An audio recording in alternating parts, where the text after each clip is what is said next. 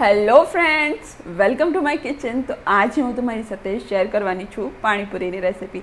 બહાર જે ટોપલાવાળા હોય ત્યાં તો આપણે પાણીપુરી ઘણી બધી વખત ખાતા હોય, પણ એવી ઘરે બનાવવાની ટ્રાય કરીએ ને ત્યારે બનતી નથી હોતી. તો આજે હું તમારી સાથે એની પરફેક્ટ રેસિપી શેર કરવાની છું. તેનું પરફેક્ટ પાણી જેવું ચટપટું પાણી આપણે ઘરે કેવી રીતે બનાવીશું, સાથે જ એનો ચટપટો અને એકદમ સરસ મસાલો આપણે ઘરે કેવી રીતે બનાવીશું, અને પ્લસ એની જેવી જે પરફેક્ટ પૂરી હોય છે ને, જે મોઢામાં જતાં એકદમ પાણી થઈ જાય એવી પૂરી પણ કેવી રીતે બનાવીશું ને એની પણ રેસીપી આજે હું તમારી સાથે શેર કરવાની છું. તો રેસીપીને એન્ડ સુધી જોજો, અને રેસીપી ગમે તો વિડીયોને લાઇક કરજો, શેર કરજો, અને આવી જ નવી રેસિપીઝ માટે મારી ચેનલને સબસ્ક્રાઈબ કરજો.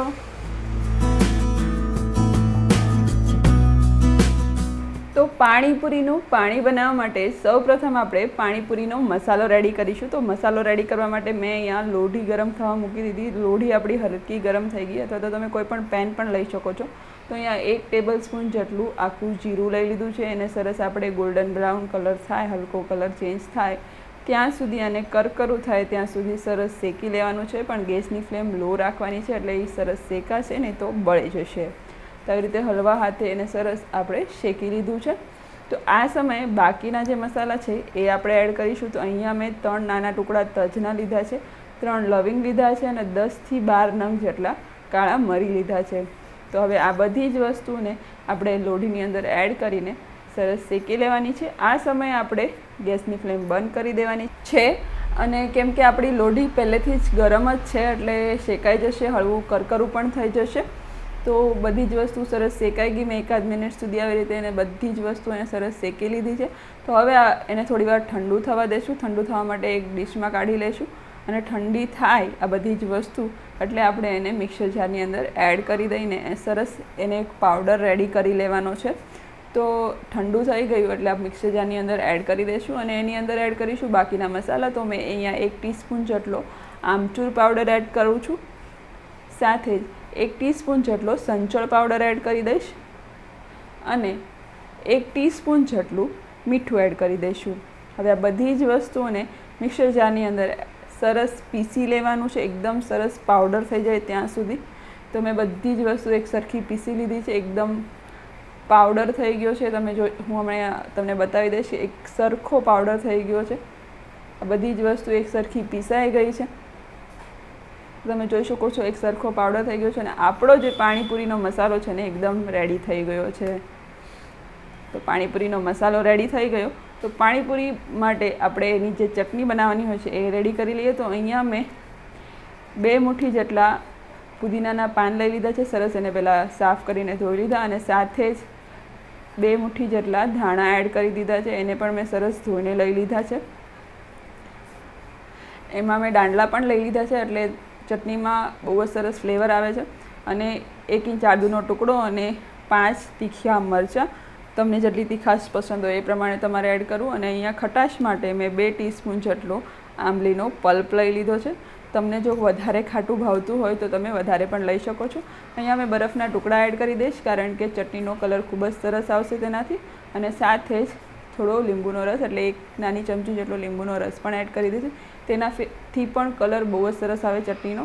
તો આપણે સરસ એકદમ ફાઇન પેસ્ટ રેડી કરી લીધી છે આપણી ચટણીની. તમે જોઈ શકો છો એકદમ સરસ કલર પણ આવ્યો છે, અને ચટણી એકદમ સરસ પીસાઈ ગઈ છે.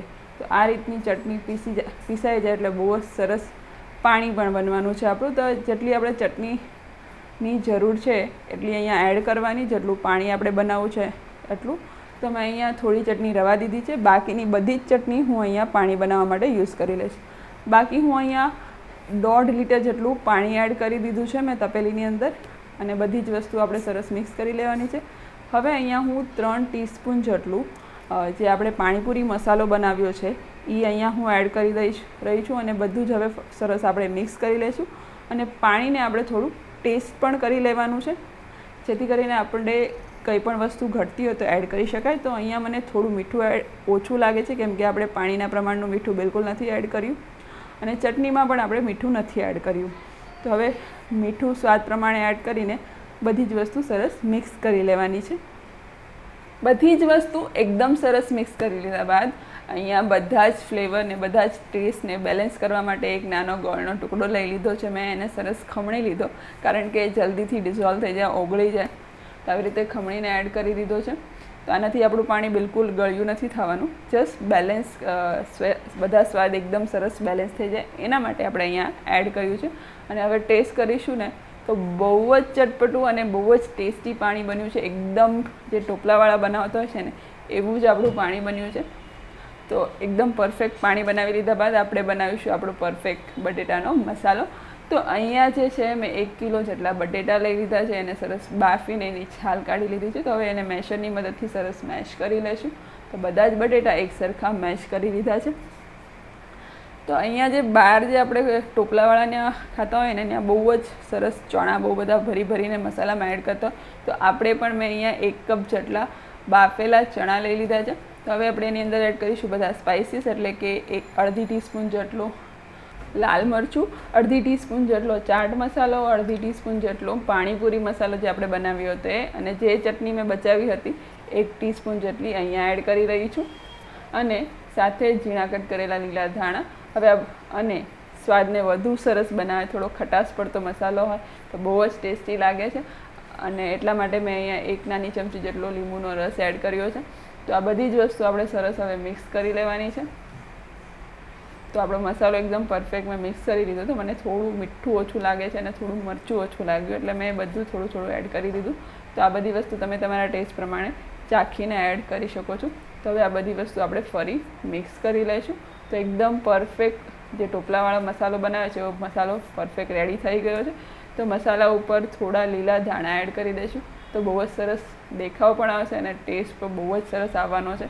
તો લાગે છે ને એકદમ પરફેક્ટ મસાલો. તો હવે આપણા પાણી અને મસાલો પરફેક્ટ બની ગયો. તો અહીંયા હું તમને પૂરી જણાવી દઉં, એકદમ ક્રિસ્પી ને કરકરી બની છે. આની રેસીપી મેં ઓલરેડી અપલોડ કરેલી છે મારી ચેનલ પર.